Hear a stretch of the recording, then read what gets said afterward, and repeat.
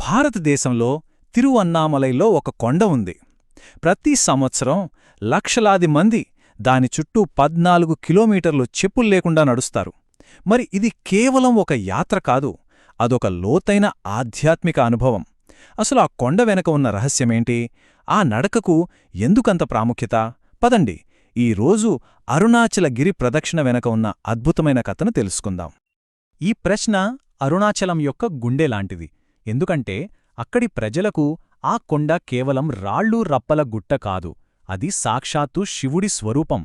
ఇంత బలమైన నమ్మకం వెనక ఉన్న పురాణగాథ ఏంటో చూద్దాం రండి.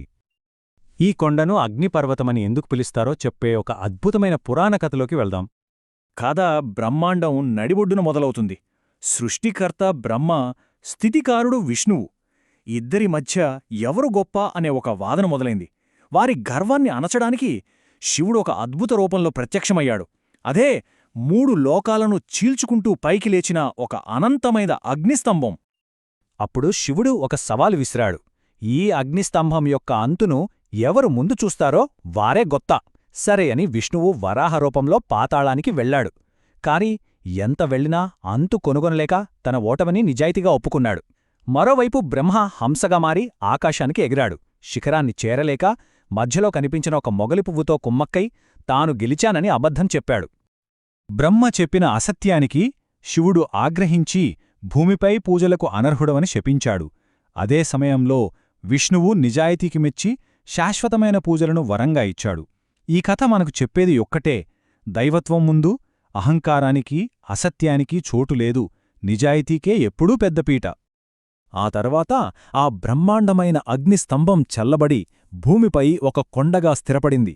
అదే ఈ అరుణాచల పర్వతం. అందుకే భక్తునకిది కేవలం కొండకాదు, సాక్షాత్తూ శివుడి భౌతిక రూపం, ఒక అగ్నిలింగం. మరి ఈ పురాణ కథకు ఈ రోజుకి లక్షలాది మంది చేసే ఒక ప్రత్యేకమైన ఆచారానికి సంబంధం ఏమిటి? అదే ఈ పవిత్ర గిరిప్రదక్షిణ. గిరిప్రదక్షిణ అంటే సింపుల్గా కొండ చుట్టూ నడవడం. కాని ఇది మామూలు నడక కాదు. కొండనే దైవంగా భావిస్తూ దాని చుట్టూ తిరగడం ద్వారా భక్తిని, వినయాన్ని, సంపూర్ణ శరణాగతిని చాటుకుంటారు. ఈ పవిత్ర మార్గం పొడవు అక్షరాల 14 కిలోమీటర్లు. భక్తులు ఈ దూరాన్ని చెప్పులు లేకుండా నడుస్తారు. శారీరకంగా ఇది కొంచెం కష్టమైనా ఆధ్యాత్మికంగా ఎంతో మార్పును తెచ్చే అనుభవం అని చెప్తారు. ఈ ప్రదక్షిణకు కొన్ని నియమాలున్నాయి. అహంకారాన్ని వదిలేయడానికి ప్రత్యేకగా చెప్పులు లేకుండా నడుస్తారు. కొండ ఎప్పుడూ తమ కుడివైపుల ఉండేలా చూసుకుంటూ నడుస్తారు. ఇంకా ప్రయాణమంతా ఓం నమఃశివాయ లాంటి మంత్రాలను జపిస్తూ మనసును దైవంపై కేంద్రీకరిస్తారు. మరి ఈ 14 కిలోమీటర్ల ప్రయాణంలో దారి పొడవునా యాత్రికులకు ఎదురయ్యే ఆధ్యాత్మిక అద్భుతాలేంటో తెలుసా? ఈ యాత్రలో ఒక అద్భుతమైన విషయముంది. ఈ మార్గానికి 8 దిక్కుల నుండి 8 శివలింగాలు రక్షణగా ఉంటాయి. వీటినే అష్టలింగాలు అంటారు. ప్రతి లింగం ఒక దిక్పాలకుడికి ప్రతీక. ఉదాహరణకి తూర్పున ఇంద్రలింగం ఐశ్వర్యాన్నిస్తే, దక్షిణాన యమలింగం భయాన్ని తొలగిస్తుంది. ఇలా ప్రతి లింగ దర్శనం యాత్రికులకు ఒక ప్రత్యేకమైన ఆశీర్వాదాన్ని అందిస్తుంది. అష్టలింగాలే కాదు, ఈ మార్గం ఎందరో గొప్ప ఋషుల తపస్సుతో పునీతమైంది.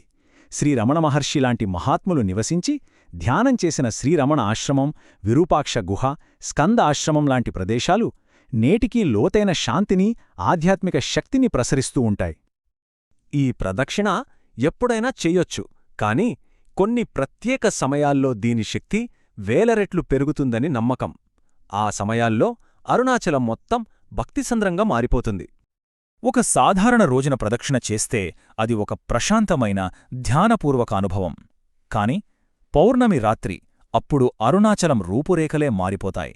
వేలాది మంది భక్తులు వెన్నెల వెలుగులో మంత్రాలు జపిస్తూ కలిసి నడుస్తుంటే ఆ సామూహిక భక్తి సృష్టించే శక్తి అసాధారణం. పౌర్ణమి నాడు ఈ కొండ ఆధ్యాత్మిక శక్తితో ఉప్పొంగుతుందని గట్టిగా నమ్ముతారు.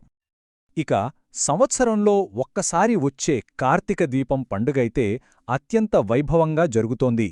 ఆ రోజు కొండ శిఖరంపై టన్నుల కొద్దీ నెయ్యితో ఒక మహాదీపాన్ని వెలిగిస్తారు. ఆ జ్వాల ఆకాశాన్ని తాకుతున్నట్లు మైళ్ల దూరం నుండి కనిపిస్తుంది. ఇది మరేదో కాదు, శివుడు ప్రత్యక్షమైన ఆ అంతులేని అగ్నిస్తంభానికి సజీవ ప్రతీక. ఇంతకీ ఇంత కష్టపడి ఈ యాత్ర ఎందుకు చేస్తారు? దీని వెనుక ఉన్న లోతైన ఆధ్యాత్మిక ప్రయోజనాలు, ఉద్దేశ్యం ఏంటో ఇప్పుడు చూద్దాం. భక్తులు ఈ ప్రదక్షిణను ఒక పరివర్తనగా చూస్తారు.